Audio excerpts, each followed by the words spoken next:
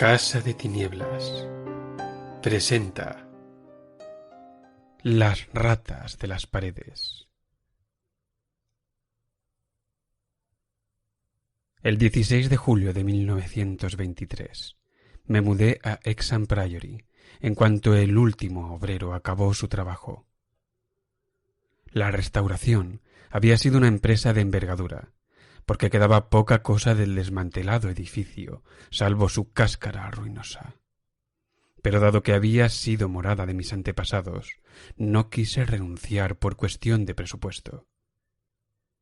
El lugar no había sido habitado desde el reinado de Jacobo I, época en que una tragedia horrorosa, aunque poco explicada, acabó con el señor, 5 de sus hijos y varios criados, arrojando una sombra de sospecha y terror sobre el hijo tercero, mi predecesor, por línea directa, y único superviviente de la odiada estirpe.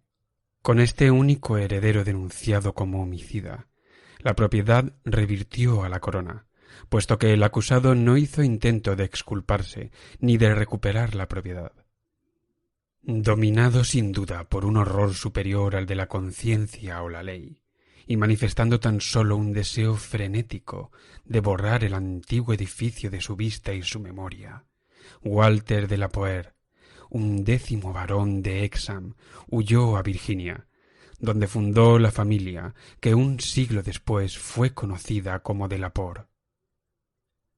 Hexham Priory había estado desocupado, aunque más tarde fue incorporado al patrimonio de la familia Norris y muy estudiado por su arquitectura particularmente compuesta, una arquitectura en la que había torres góticas sobre una infraestructura sajona o románica, cuyos cimientos, a su vez, eran de un orden o mezcla de órdenes más antiguos, romanos o incluso druídicos o galeses, si las leyendas dicen la verdad.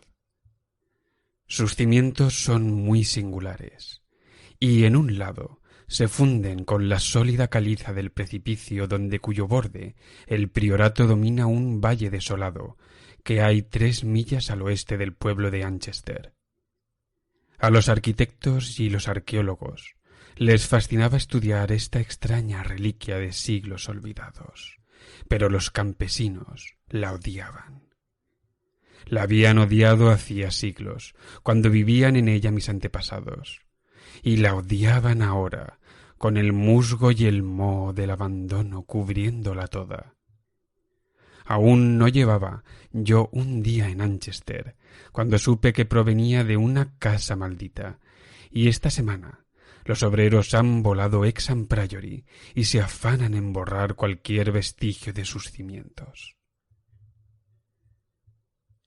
Siempre he sabido la estricta estadística de mi ascendencia, así como que mi primer antepasado americano llegó a las colonias envuelto en una extraña bruma. Sin embargo, me habían tenido totalmente ignorante de los detalles, mediante una política de reserva siempre mantenida por los de la Poer. A diferencia de nuestros vecinos colonos, no presumíamos de antepasados cruzados u otros héroes medievales o renacentistas, ni nos transmitíamos de unos a otros tradición alguna, salvo quizá cierto documento guardado bajo sello, que cada escudero, antes de la guerra civil, encomendaba a su primogénito para que lo abriese a su muerte. Las glorias que apreciábamos eran las obtenidas desde la emigración, glorias de una estirpe orgullosa y honrada, aunque algo reservada e insociable.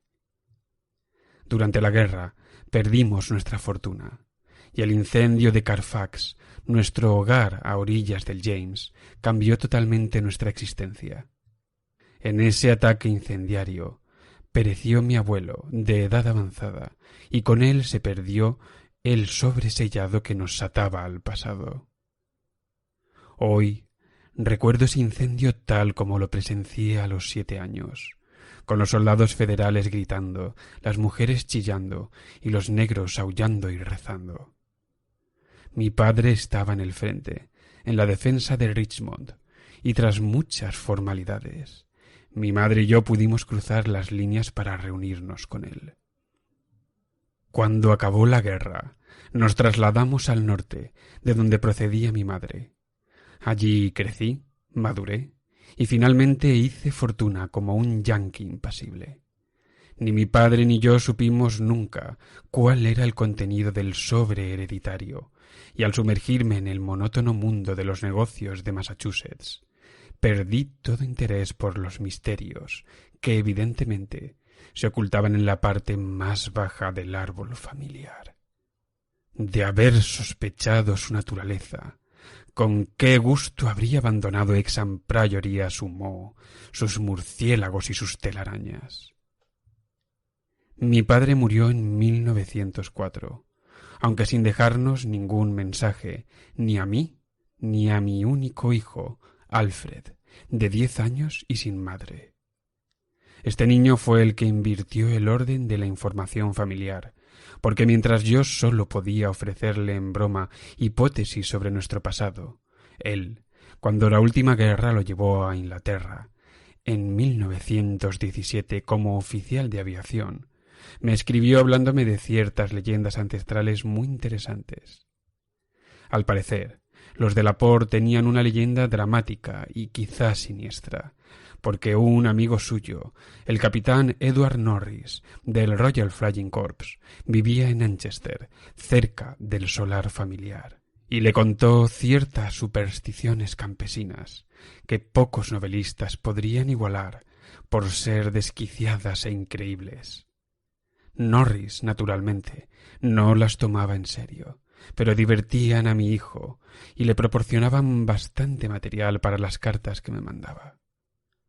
Estas leyendas hicieron finalmente que me interesase por mi herencia transatlántica y me decidieron a comprar y restaurar la casa familiar que Norris mostró a Alfred en su pintoresco abandono y le ofreció por una cantidad sorprendentemente razonable, dado que su tío era el actual propietario. Compré Hexham Priory en 1918, pero la casi inmediata llegada de mi hijo mutilado hizo que abandonase la idea de restaurarlo. Durante los 2 años que vivió, no pensé en otra cosa que en cuidarle, dejando incluso la dirección de mi empresa en manos de mis socios.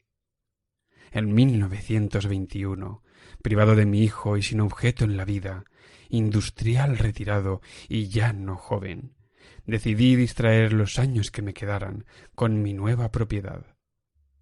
Visité Manchester en diciembre y fui recibido por el capitán Norris, un joven rollizo y afable que había tenido en gran estima a mi hijo, al que pedí colaboración en la tarea de recoger planos y anécdotas que pudiesen orientar en el proyecto. Visité sin emoción el edificio de Hexham Priory, una mezcolanza de inestables ruinas medievales cubiertas de líquenes y horadadas de nidos de grajos, asomando peligrosamente al borde de un precipicio y desnudo de pavimentos y demás detalles interiores, salvo las paredes de piedra de las torres aisladas. Una vez que hube recuperado la imagen del edificio tal como había sido, cuando lo abandonaron mis antepasados más de 3 siglos antes, empecé a contratar obreros para su reconstrucción. En cada caso, me veía obligado a alejarme de la localidad vecina, ya que los habitantes de Manchester sentían un temor y un odio casi increíbles al lugar.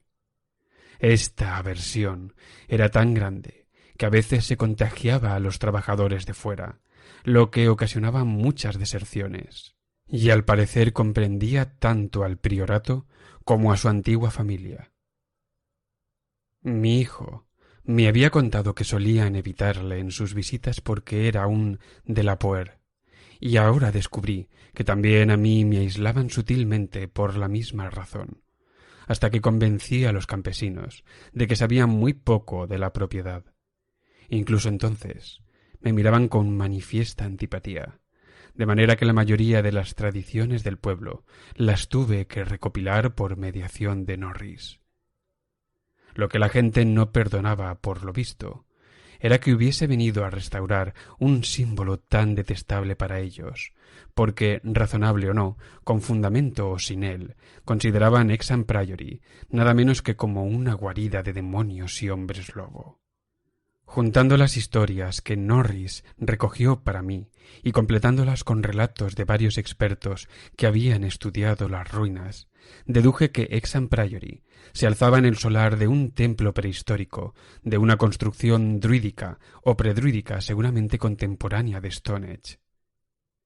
Pocos dudaban que debieron de celebrarse en él ritos indescriptibles, y había historias desagradables sobre el traslado de esos ritos al culto a Cibeles que habían introducido los romanos. Aún eran visibles algunas inscripciones en el sótano inferior, en las que se leían de manera inequívoca letras como D.I.V., O.P.S., Magna Mat, signo de la Magna Mater, cuyo culto oscuro les fue prohibido en vano a los ciudadanos romanos. Anchester había sido el campamento de la tercera legión de Augusto, como atestiguan multitud de restos, y se decía que el templo de Cibeles era espléndido y se llenaba de fieles que practicaban ceremonias innominadas, bajo la dirección de un sacerdote frigio. Ciertas historias añadían que con la caída de la antigua religión no acabaron las orgías en el templo, sino que los sacerdotes vivían en la nueva fe sin observar un cambio efectivo. Asimismo, se decía que no desaparecieron los ritos con el poder romano y que algunos sajones ampliaron lo que quedaba del templo y lo dotaron de un perfil esencial que conservó en adelante, haciendo de él el centro de un culto temido durante media heptarquía. Hacia el año 1000 después de Cristo se menciona el lugar en una crónica como un importante priorato de piedra que albergaba una extraña y poderosa orden monástica y estaba rodeado de un extenso parque que no necesitaba muros que lo protegiesen de un populacho atemorizado. Los daneses jamás lo tocaron, aunque después de la conquista normanda debió de decaer considerablemente, ya que no hubo impedimento cuando Enrique III dio el lugar a mi antecesor, Gilbert de la Poer, primer barón de Hexham, en 1261. De mi familia anterior a esa fecha no hay malos rumores de ningún género, pero algo extraño debió de ocurrir entonces. En una crónica de 1307 se cita a un de la Poer como un maldito de Dios, mientras que las leyendas del pueblo no contienen otra cosa que una insana renuencia a hablar del castillo que se erigió sobre los cimientos del antiguo templo y el priorato. Las fábulas que se contaban eran de sobrecogedora descripción, pero la amedrentada reticencia y ambigüedad de esta gente las hacían aún más tenebrosas. Describían a mis antepasados como una estirpe de demonios hereditarios, junto a los que Giles de Rys y el marqués de Sade eran meros aprendices, e insinuaban veladamente que eran responsables de las desapariciones que de tanto en tanto se produjeron durante varias generaciones. La peor reputación se la llevaban al parecer los varones y sus herederos directos. Al menos eran de quienes más se murmuraba. Si un heredero mostraba inclinaciones sanas, aseguraban, moría prematura y misteriosamente, dejando paso a otro vástago más idóneo. Al parecer, la familia observaba un culto secreto, presidido por el jefe de la casa, al que a veces sólo tenían acceso unos pocos miembros. Que alguien fuese aceptado en este culto dependía más de su temperamento que de su ascendencia, ya que en él se integraron varios miembros que habían entrado en la familia por vía del matrimonio.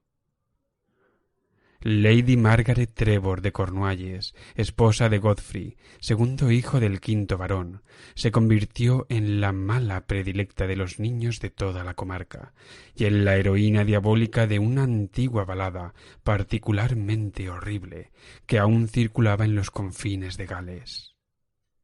Conservada también en baladas, aunque no ilustra el mismo asunto, se encuentra la horrenda historia de Lady Mary de la Poer, a la que, poco después de casarse con el conde de Resfield, asesinaron éste y su madre, aunque los dos fueron absueltos y bendecidos por el sacerdote, al que confesaron lo que no se atrevieron a repetir al mundo. Estos mitos y baladas, típicos de una tosca superstición, me producían repugnancia. Especialmente molesta me resultaba su persistencia y su referencia a la larga línea de antepasados míos, mientras que la imputación de hábitos monstruosos me recordaba desagradablemente el único escándalo conocido de mis inmediatos antecesores, el caso de mi primo, el joven Randolph de Lepore de Carfax, que vivió entre los negros y se convirtió en sacerdote vudú a su regreso de la guerra con México. Mucho menos me turbaban las vagas historias sobre lamentos y alaridos en el valle yermo y barrido por el viento al pie de la falla de caliza, sobre hedores a cementerio tras las lluvias de primavera, sobre el ser blancuzco y chillón que pisó una noche el caballo de Sir John Clave en un campo solitario, o sobre el criado que había enloquecido ante lo que vio en el priorato a plena luz del día. Todo esto eran trillados cuentos de fantasmas, y yo por entonces era radicalmente escéptico. Lo que contaban acerca de desapariciones de campesinos era menos fácil de desechar, aunque carecía de especial importancia, habida cuenta de la costumbre medieval. El exceso de curiosidad solía pagarse con la vida, y más de una cabeza había sido expuesta públicamente en los bastiones, hoy desaparecidos, que rodeaban Hexham Priory. Algunas de estas historias eran sumamente pintorescas y me hacían desear haber estudiado mitología comparada en mi juventud. Por ejemplo, se decía que una legión de demonios con alas de murciélago celebraba por las noches un aquelarre en el priorato, legión cuyo mantenimiento explicaría la desproporcionada abundancia de toscas hortalizas que se cultivaban en la enorme huerta. Y lo más impresionante de todo estaba la dramática epopeya de las ratas, el ejército de bichos obscenos que irrumpió en el castillo 3 meses después de la tragedia que lo condenó al abandono. El flaco, inmundo y voraz ejército que lo arrasó todo a su paso, devorando gallinas, gatos, perros, cerdos y ovejas, además de 2 desventurados seres humanos, hasta que se aplacó su furia. En torno a ese olvidado ejército de roedores gira un ciclo entero de leyendas aparte, porque se dispersó por todos los hogares del pueblo, llevando consigo la maldición y el horror.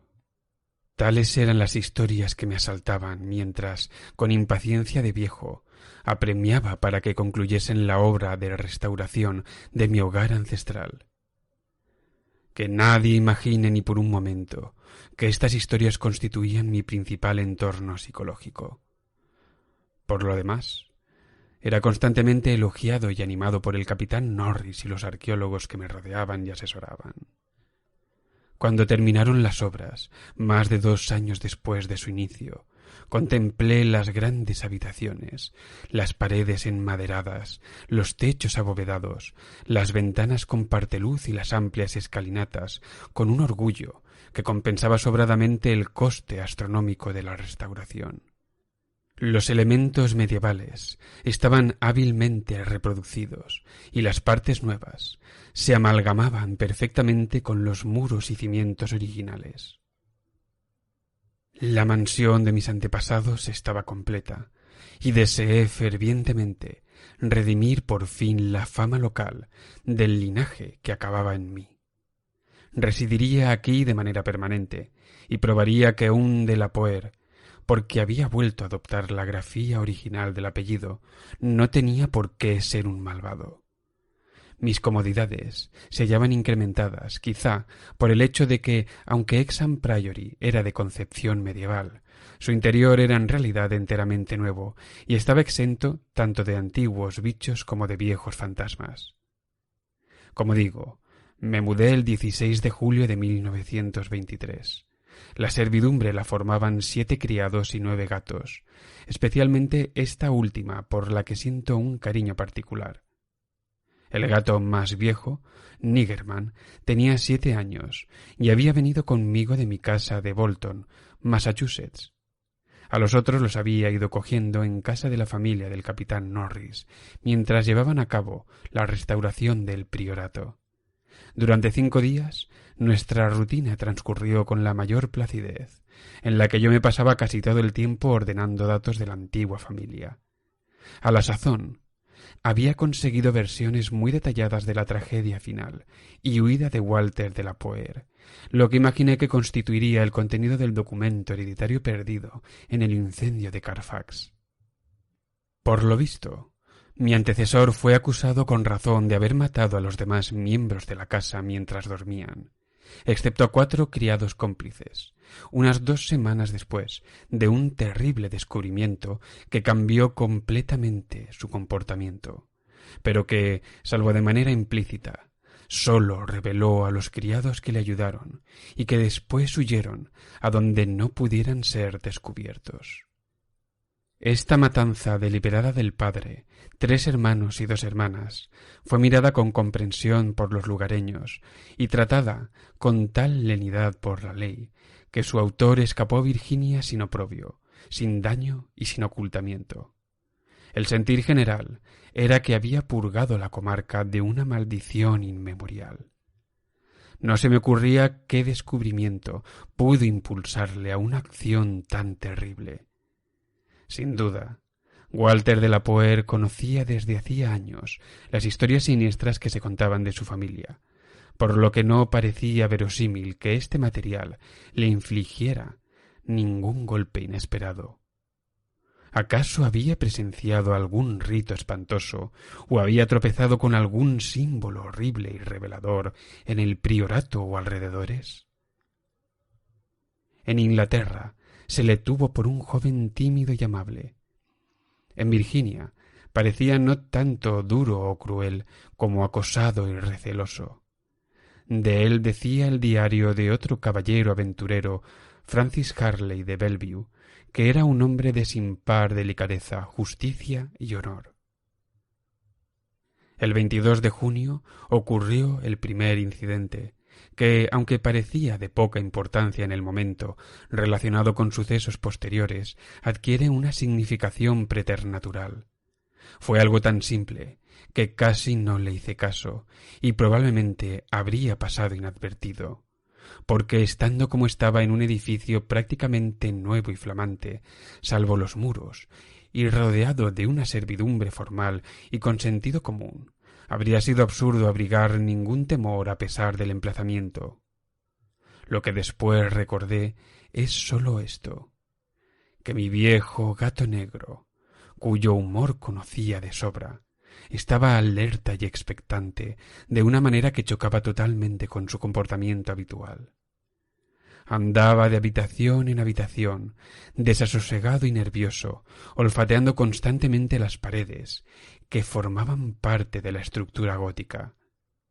Sé que suena atópico, como el inevitable perro del cuento de fantasmas que gruñe antes de que su amo vea la figura ensabanada, pero por coherencia no puedo callarlo. Al día siguiente, un criado se quejó de que los gatos andaban inquietos por toda la casa. Vino a mi estudio, una pieza suntuosa de la segunda planta del ala de poniente, con arcos de crucería enmaderada, en roble oscuro y con triple ventanal gótico, que asomaba al precipicio calizo y el valle desolado. Y mientras me hablaba, observé la figura negra de Niggerman recorriendo sigilosamente la pared oeste y arañando los entrepaños nuevos que cubrían la piedra antigua. Le dije al hombre que seguramente la albañilería desprendía algún olor o emanación especial que el olfato humano no captaba, pero que los delicados órganos de los gatos percibían incluso a través del enmaderado reciente. Estaba convencido de que era así, y cuando el hombre sugirió la posibilidad de que hubiera ratones o ratas, le comenté que hacía 300 años que allí no había ratas, y que difícilmente podía haber ratones de campo en estos muros altos, donde jamás se había visto ninguno. Esa tarde fui a ver al capitán Norris, quien me aseguró que era totalmente inverosímil que los ratones infestaran el priorato de manera tan insólita y repentina.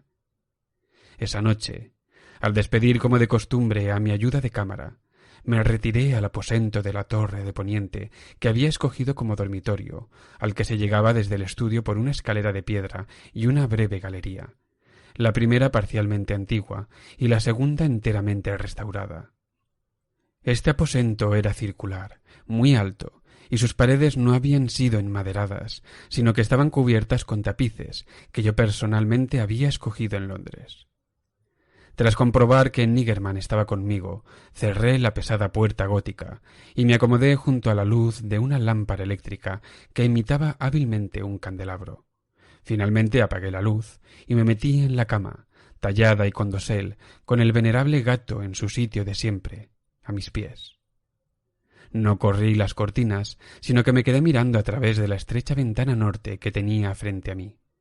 Había un atisbo de aurora en el cielo que silueteaba gratamente la delicada tracería de la ventana.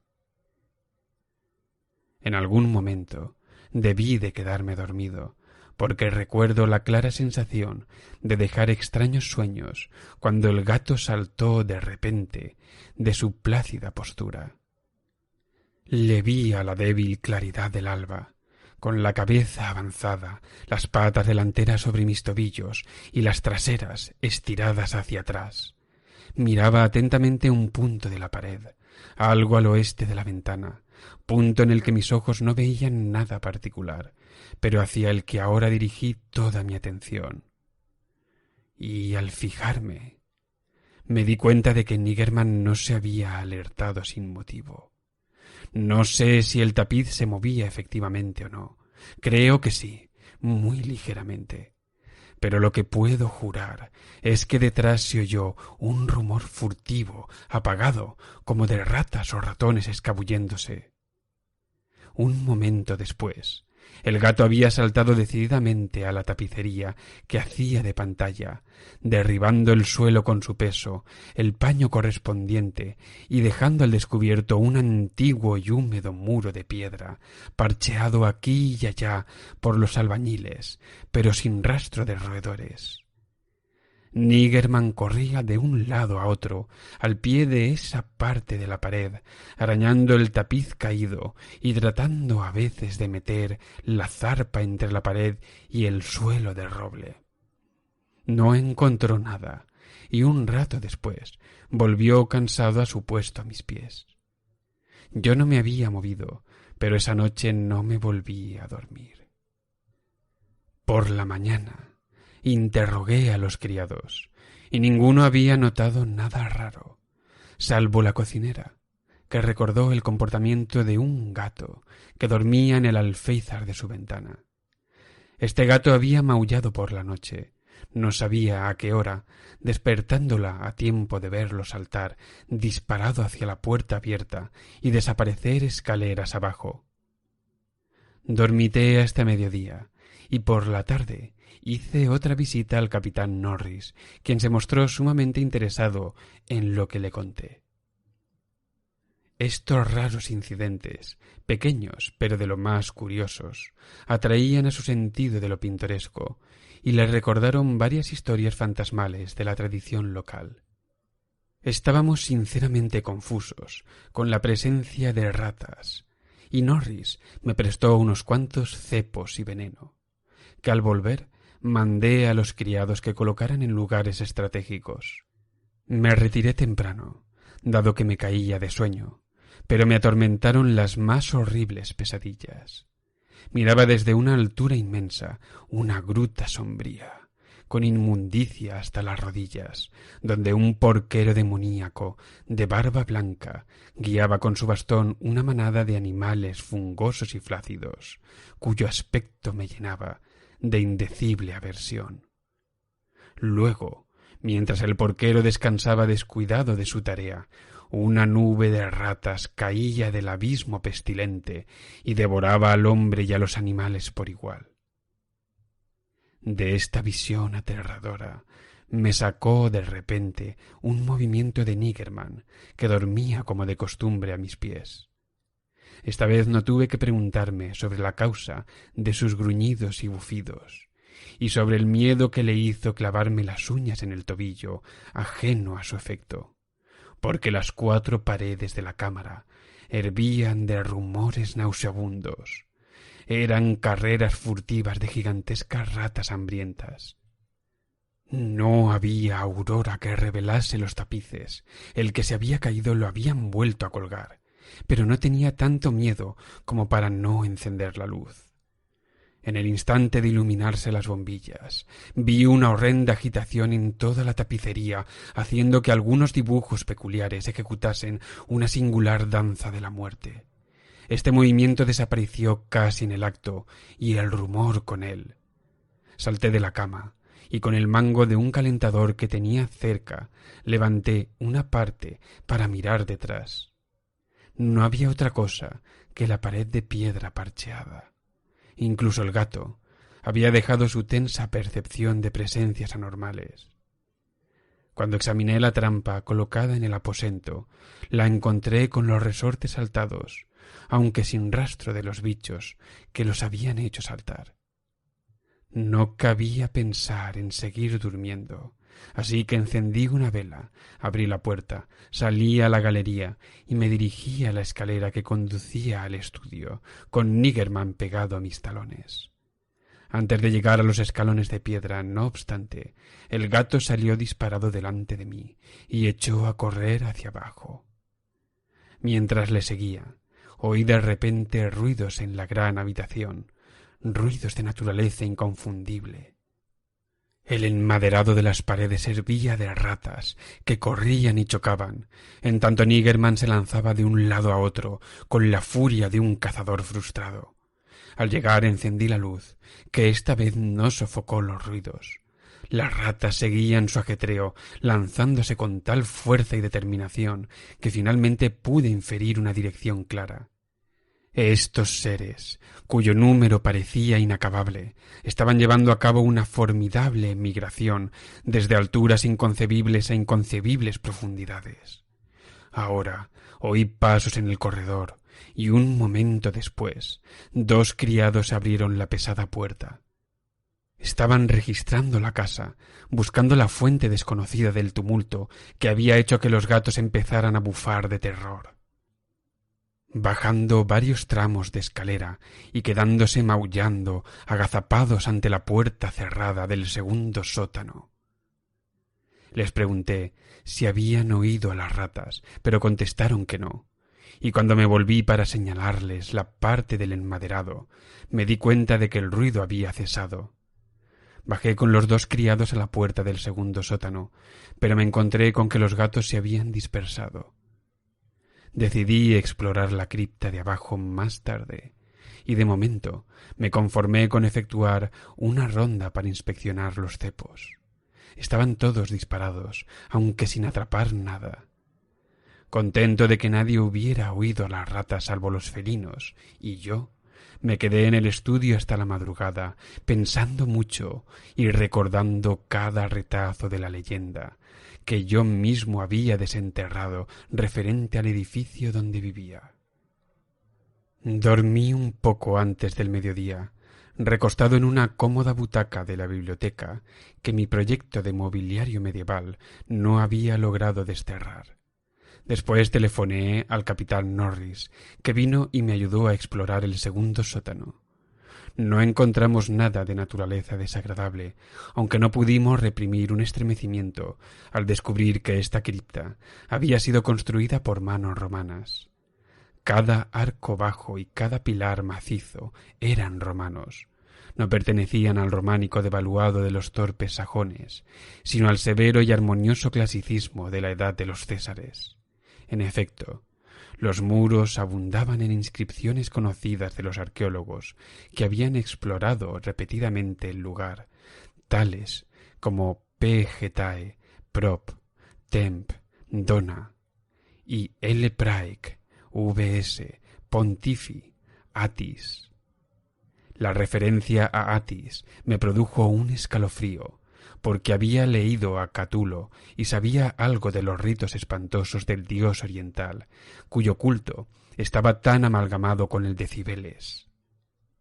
A la luz de nuestras linternas, tratamos Norris y yo de descifrar los singulares y casi borrados trazos de ciertos bloques de piedra irregularmente rectangulares, tenidos como altares por lo general, pero no sacamos nada en claro. Recordamos cómo a un dibujo, una especie de sol con rayos, le atribuían los estudiosos un origen no romano, lo que sugería que los sacerdotes romanos se habían limitado a aprovechar estos altares de época anterior, quizá de un templo aborigen erigido en ese mismo emplazamiento. En la parte superior de uno de dichos bloques había manchas marrones que me hicieron pensar. El más grande, en el centro de la estancia, mostraba rastros en su cara superior que tenían que ver con el fuego, probablemente cremación de ofrendas. Eso es lo que vimos en la cripta, ante cuya puerta estuvieron maullando los gatos, y donde Norris y yo decidimos ahora pasar la noche. Los criados nos bajaron 2 canapés. Les dijimos que no se preocuparan si los gatos armaban alboroto por la noche, y aceptamos a Niggerman para que nos sirviese de ayuda y compañía. Acordamos tener cerrada la gran puerta de roble, réplica moderna con ranuras de ventilación, y hecho esto, nos acostamos, con las linternas aún ardiendo, a esperar acontecimientos. El subterráneo se hallaba profundamente hundido en los cimientos del priorato, y sin duda muy por debajo de la cara saliente de la falla caliza que dominaba el valle desolado. Estaba claro que era aquí donde se habían dirigido las alborotadas e inexplicables ratas, aunque no sabía por qué. Tumbados como estábamos y expectantes, noté que en mi vigilia se mezclaban de vez en cuando ensueños de los que me sacaban los movimientos inquietos del gato que tenía a mis pies. Estos ensueños no eran sanos, sino horriblemente parecidos al de la noche anterior. Volví a ver la gruta crepuscular y al porquero con sus animales inmundos y fungosos revolcándose en la basura, y mirándolos me parecieron más cercanos y claros, tanto que casi podía distinguir sus rasgos. Luego observé el rostro flácido de uno de ellos, y me desperté con tal grito que Niggerman dio un brinco, y el capitán Norris, que no se había dormido, se echó a reír de buena gana. Aún se habría reído más, o menos quizá, si hubiera sabido qué me había hecho gritar. Aunque yo no conseguí recordarlo hasta más tarde, el horror extremo paraliza a menudo la memoria de manera misericordiosa. Norris me despertó cuando empezaron los fenómenos. Me sacó del mismo sueño espantoso, sacudiéndome suavemente e insistiéndome en que escuchase a los gatos. En efecto, había motivo para escuchar, porque al otro lado de la puerta cerrada de lo alto de la escalera se oía un verdadero pandemonium de maullidos y arañazos felinos, mientras Niggerman, indiferente a sus parientes de fuera, corría excitado de un lado al otro, al pie de las paredes de piedra, en las que se oía el mismo alboroto de ratas que me había turbado la noche anterior. Un intenso terror me asaltó ahora, porque aquí había anomalías que nada podía explicar de manera tranquilizadora. Estas ratas, si no eran producto de una locura que yo solo compartía con los gatos, debían de estar horadando y recorriendo los muros romanos que había creído de sólidos bloques de caliza, a no ser que la acción del agua durante más de 17 siglos hubiera socavado túneles sinuosos que los cuerpos de los roedores habrían despejado y ensanchado, pero eso no hacía que fuera menor el horror espectral, porque si se trataba de vivas alimañas, ¿por qué Norris no oía su repugnante agitación? ¿Por qué me insistía en que observase a Niggerman y escuchase a los gatos de fuera? ¿Y por qué hacía conjeturas disparatadas sobre lo que los excitaba? Cuando había conseguido decirle lo más razonadamente que pude que creía oír, me llegó el último rumor de carreras que descendían más abajo de estos sótanos inferiores, de manera que parecía que la falla estaba completamente horadada por las ratas exploradoras. Norris no se mostró tan escéptico como yo había supuesto, sino que se quedó muy preocupado. Me hizo notar que los gatos de la puerta se habían calmado, como si hubiesen dado por perdidas a las ratas, mientras que a Niggerman le acometía un acceso de renovado desasosiego y arañaba frenéticamente junto al pie del gran altar de piedra del centro de la sala, que estaba más cerca del canapé de Norris que del mío. Mi temor a lo desconocido, al llegar a este punto, era grande. Había ocurrido algo asombroso, y veía que el capitán Norris, más joven, más fuerte y probablemente más pragmático que yo, estaba asimismo impresionado, quizá porque conocía de toda la vida la leyenda local. Por ahora no podíamos hacer otra cosa que observar cómo el viejo gato negro arañaba cada vez con menos fervor en la base del altar, alzaba de vez en cuando los ojos y maullaba de manera persuasiva, como solía hacer cuando quería que le hiciese un favor. Norris acercó ahora una linterna al altar y examinó el sitio donde arañaba Niggerman. Se arrodilló cautamente y rascó los líquenes seculares que unían el bloque prerromano al suelo teselado. No encontró nada e iba a abandonar sus esfuerzos cuando observé un detalle trivial que me produjo un estremecimiento, aunque no significaba más que lo que yo ya había imaginado. Se lo comenté, y nos quedamos los dos mirando esa casi imperceptible manifestación con la fascinada fijeza del que hace y reconoce un descubrimiento. Era sólo que la llama de la linterna que estaba en el suelo junto al altar temblaba levísimamente, pero de manera innegable, debido a una corriente de aire que antes no recibía y que procedía sin duda de la ranura entre el piso y el altar donde Norris había rascado los líquenes. Pasamos el resto de la noche en el estudio iluminado, deliberando nerviosos sobre qué hacer. El descubrimiento de que había otro subterráneo debajo de los profundos cimientos romanos que reforzaban este condenado edificio, alguna cripta que sin duda les había pasado inadvertida a los curiosos arqueólogos durante 3 siglos, bastaba para que estuviésemos excitados sin ningún elemento siniestro adicional. Pero en este caso, nuestra fascinación era doble, y dudábamos si renunciar a seguir explorando y abandonar definitivamente el priorato por supersticiosa precaución o satisfacer nuestro gusto por la aventura y desafiar los horrores que pudieran aguardarnos en las profundidades desconocidas. A la mañana siguiente habíamos llegado a un acuerdo y decidimos ir a Londres a formar un grupo de arqueólogos y científicos capaces de abordar el misterio. Hay que decir que antes de abandonar el segundo sótano, intentamos en vano mover el altar central, que ahora reconocíamos como el acceso a un nuevo abismo de innominado pavor. Hombres más sabios que nosotros averiguarían qué secretos guardaba esa entrada.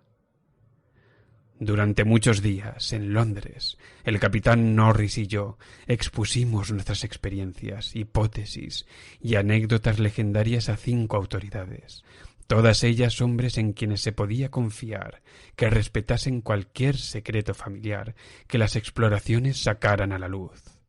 A la mayoría los encontramos poco inclinados a tomarlo a broma, mostrándose muy interesados y sinceramente comprensivos. No hace falta nombrarlos a todos, aunque sí puedo decir que entre ellos estaba Sir William Brinton, cuyas excavaciones en el Troad causaron sensación en casi todo el mundo durante su tiempo.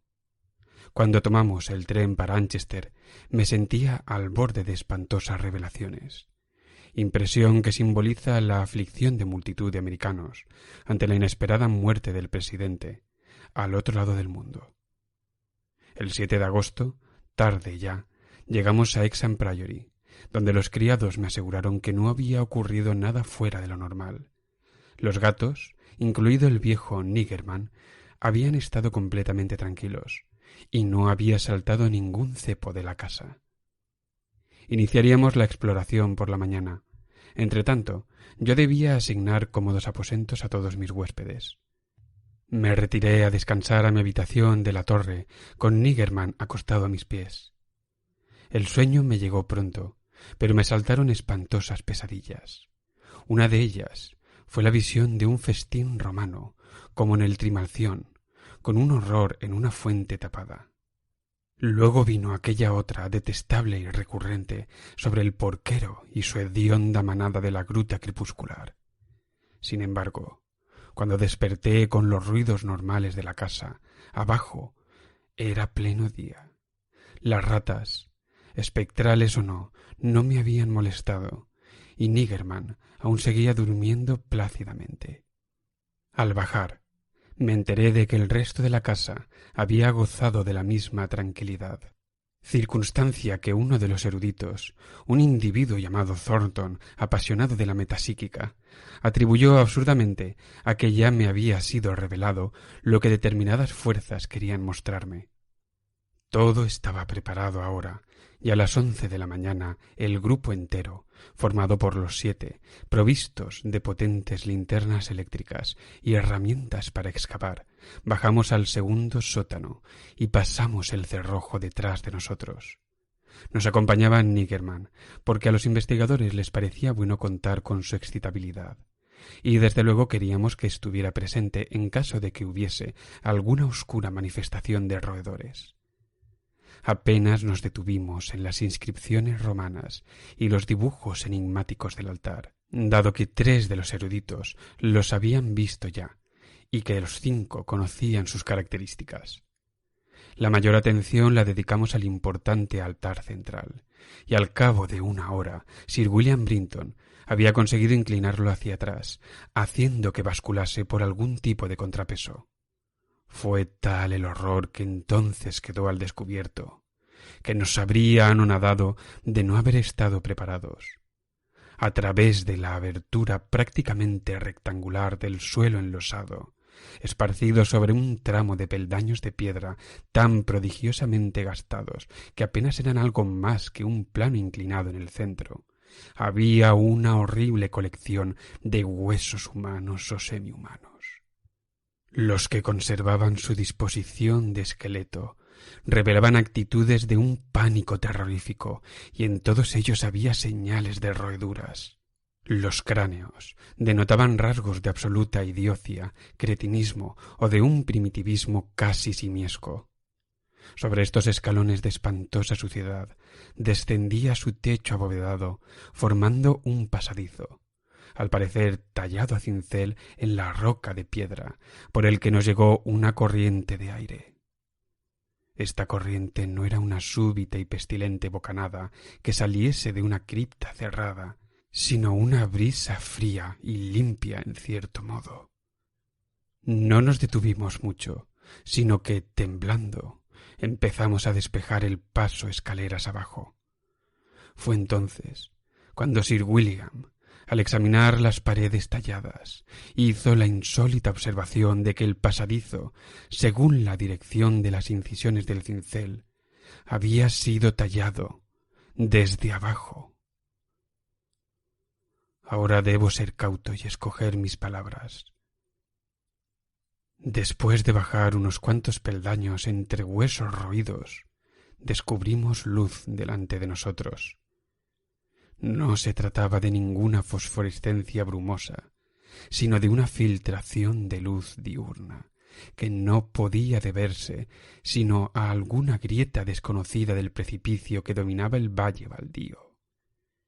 El hecho de que no hubieran sido descubiertas tales grietas desde el exterior no tenía nada de extraordinario, porque no sólo el valle estaba totalmente deshabitado, sino que el precipicio es tan alto y sobresale de tal modo que sólo un aeronauta podría examinar su cara con detalle. Unos peldaños más abajo se nos cortó el aliento literalmente ante lo que vimos. tan literalmente que Thornton, el parapsicólogo, se desmayó en brazos del que iba detrás. Norris, con su rostro completamente blanquecino y flácido, profirió un grito inarticulado. Por lo que a mí respecta, creo que abrí la boca, o siseé, y me cubrí los ojos. El hombre que marchaba detrás de mí, el único del grupo que era mayor que yo, graznó el consabido «¡Dios mío!» con la voz más quebrada que he oído nunca. De 7 hombres cultos, solo Sir William Brinton conservó la calma, detalle que tenía más mérito en él, puesto que iba delante y fue el primero en topar con la visión. Era una gruta crepuscular de una altura enorme que se extendía más allá de donde alcanzaba la vista. Un mundo subterráneo de misterio ilimitado y horrible sugerencia. Había edificios y otros restos arquitectónicos. De una sola mirada vi una misteriosa distribución de túmulos, un círculo salvaje de monolitos, unas ruinas romanas de cúpula baja, un edificio sajón enorme y macizo y una primitiva construcción inglesa de madera. Pero todo empequeñecido por el macabro espectáculo que ofrecía el suelo en general. Alrededor de la escalera se extendía, yardas y más yardas, una alucinante confusión de huesos humanos, o al menos tan humanos como los de la escalera. Formaban como un mar espumoso, unos separados, otros total o parcialmente articulados como esqueletos. Estos últimos, invariablemente en posturas enloquecidamente frenéticas, o rechazando alguna amenaza, o agarrados a otras formas con propósitos caníbales. Cuando el doctor Trask, el antropólogo, se agachó a reconocer los cráneos, halló una mezcla degradada que le desconcertó. La mayoría eran inferiores al hombre de Piltdown en la escala evolutiva, pero todos definitivamente humanos. Había muchos que eran de grado más elevado, y muy pocos plena y sensiblemente desarrollados. Todos los huesos estaban roídos, sobre todo por ratas, pero otros por miembros de la manada semihumana. Mezclados con ellos, había minúsculos huesos de rata, individuos caídos del ejército letal que puso fin a la antigua épica. Me asombra que siguiéramos con vida y en nuestro juicio ese día de horrendo descubrimiento. Ni Hoffman ni Huysmans habrían podido imaginar un escenario más desquiciantemente increíble, más frenéticamente repugnante o más góticamente grotesco que la caverna crepuscular por la que andábamos tambaleantes los 7, tropezando con una revelación tras otra y tratando de no pensar en los sucesos que debieron de tener lugar allí hacía 300 o 1000 o 2000 o 10.000 años. Era la antecámara del infierno, y el pobre Thornton se desmayó otra vez cuando Trask le dijo que algunos esqueletos debían de pertenecer a seres que habían retrocedido a cuadrúpedos durante las últimas 20 o más generaciones. El horror se acumuló al horror cuando empezamos a interpretar los restos arquitectónicos. Los seres cuadrúpedos, con sus ocasionales reclutamientos de la clase bípeda, habían estado estabulados en corrales de piedra, de los que probablemente salieron en estampida en su último delirio de hambre o de terror a las ratas. Debieron de ser manadas enormes, evidentemente alimentadas con toscas hortalizas, cuyos vestigios encontramos en una especie de ensilamiento inmundo en el fondo de enormes depósitos de piedra más antiguos que Roma. Ahora comprendí por qué mis antepasados habían cultivado aquellas huertas excesivas. Quiera el cielo que lo olvide, no hizo falta preguntar cuál era el destino de aquellas manadas. Sir William, Con su linterna enfocada en las ruinas romanas, tradujo en voz alta el ritual más espantoso del que tengo noticia, y habló de la dieta del culto antediluviano que los sacerdotes de Cibeles descubrieron y añadieron a la suya propia. Norris, pese a estar acostumbrado a las trincheras, no fue capaz de caminar en línea recta cuando salió del edificio inglés. Lo ocupaban una carnicería y cocina, cosa que él había esperado. Pero fue demasiado ver los familiares utensilios ingleses en semejante lugar y leer allí las familiares inscripciones inglesas, algunas de 1610. Yo no tuve valor para entrar en ese edificio, un edificio a cuyas actividades diabólicas puso fin la daga de mi antepasado Walter de la Poer. Donde sí me atreví a entrar fue en el bajo edificio sajón, cuya puerta de roble se había caído y donde descubrí una terrible hilera de 10 celdas de piedra con rejas herrumbrosas. 3 tenían ocupantes, esqueletos con alto grado de evolución. En el índice de uno de ellos descubrí un sello con mis propias armas. Sir William encontró un sótano con celdas más antiguas debajo del santuario romano, pero estaban vacías.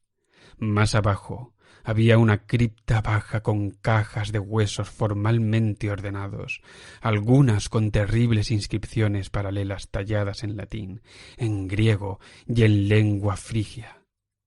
Entretanto, el doctor Trask había abierto uno de los túmulos prehistóricos y había sacado a la luz cráneos ligeramente más humanos que el del gorila, y en los que había incisiones ideográficas indescriptibles.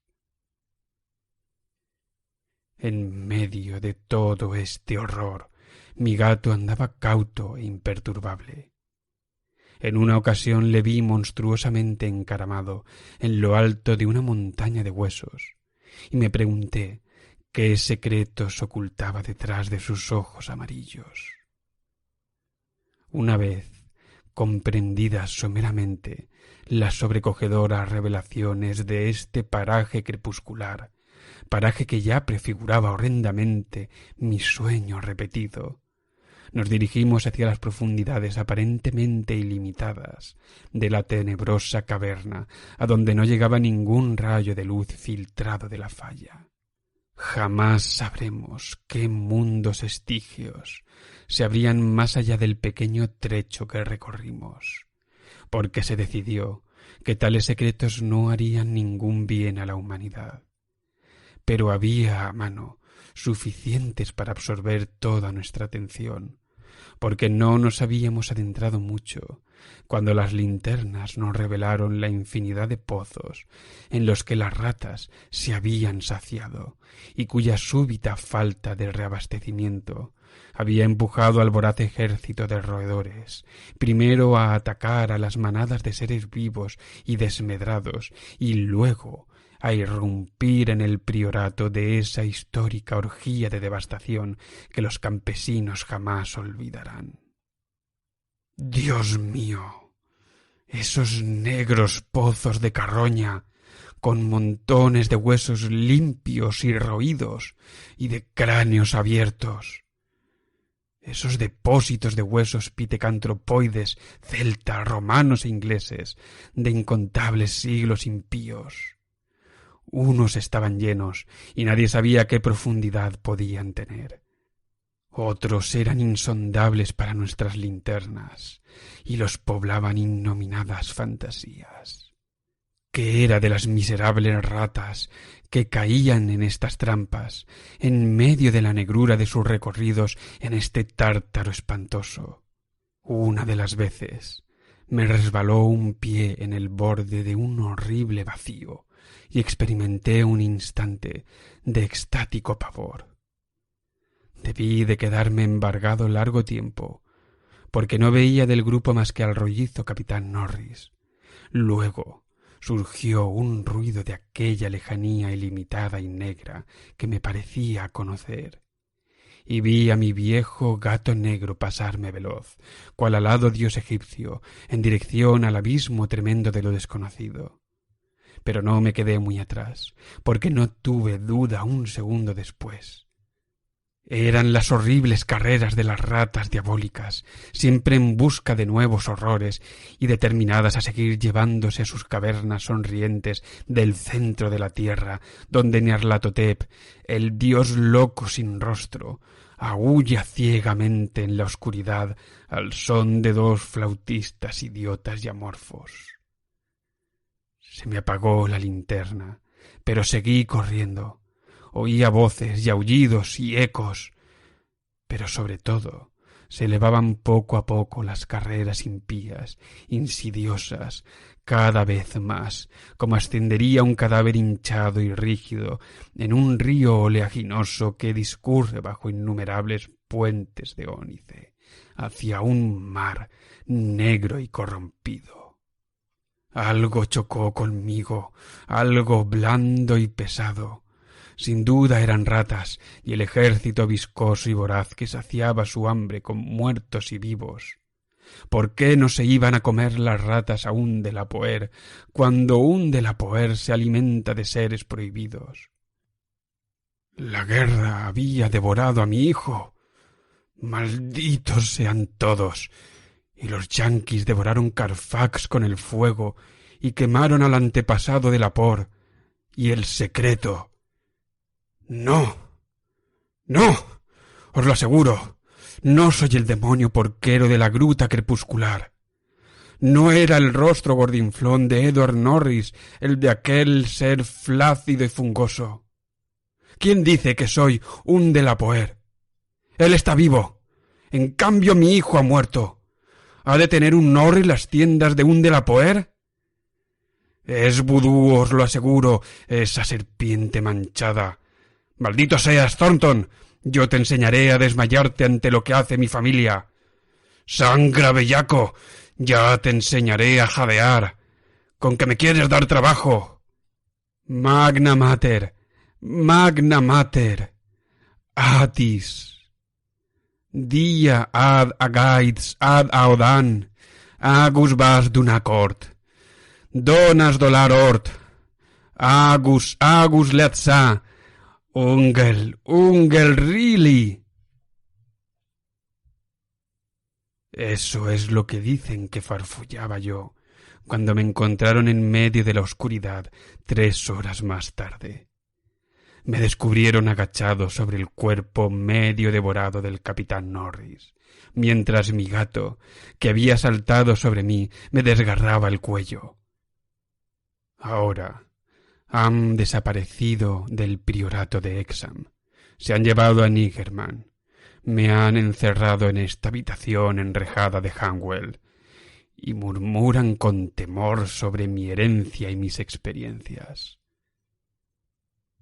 Thornton está en la habitación de al lado, pero no me dejan hablar con él. Intentan echar tierra a la mayoría de los sucesos relacionados con el priorato. Cuando hablo del pobre Norris, me acusan de algo horrendo, pero tienen que saber que yo no lo hice.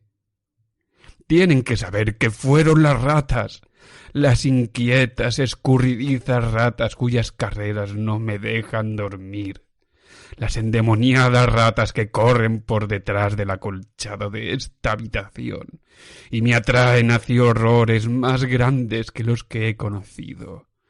Las ratas, que ellos no oyen, las ratas de las paredes.